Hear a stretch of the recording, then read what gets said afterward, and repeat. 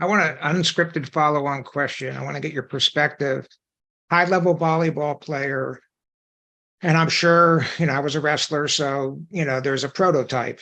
The body type, Yeah. the length, the height, arm length, and all of that. That said, there's always exceptions. So what, from your high-level experience in volleyball, what was the height? You got to be this height to be competitive. First of all, what was that stereotype or that standard? And then the people that you saw that didn't meet that height requirement yet kicked ass on the D1 level.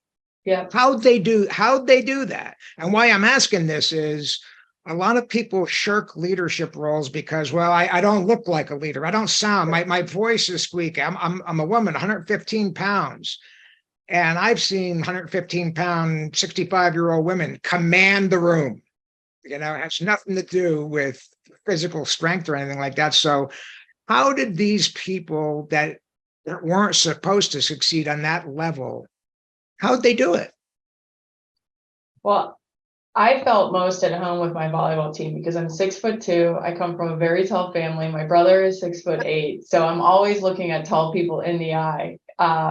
And the volleyball team, the women, they were taller than me. I think we had a girl that was close to 6'5", but most everybody was at least 6 foot tall. And you knew when we were somewhere that we either played basketball or we played volleyball. It was obvious people were asking those questions. So I would say 6 foot was kind of like the expectation.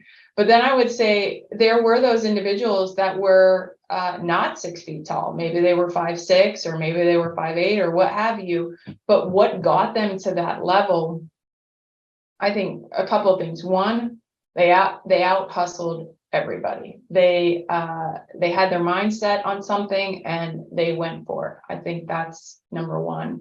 Number two, they knew their role on the team. They're faster, maybe they can jump higher, so maybe they have a different angle.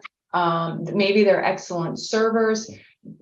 That's where I go back to the team sport or the team in general. Everybody has a role and it's not all the same role. So I believe that the people that succeeded, just to use height as an example, they brought something to the table that was their trademark skill, and they owned that and out hustled, everyone to earn a place on the team. So, and they believed in themselves, Mike. I mean, that's some of it too. You have to believe in yourself, or somebody has to show you that you can do it, help you see that you can do it. So volleyball was a great period in my life. But I see that now. And maybe just to give an example, I have somebody who just moved into a leadership role.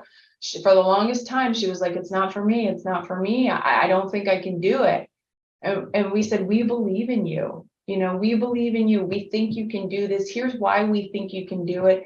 Let's just practice it and see how it goes. And it's just building that confidence a little bit over time, and is hands down doing an amazing job. But for her, it was a little push maybe in that direction. And I think that's where coaches or where, mentors and others come in to help us when we don't see it ourselves.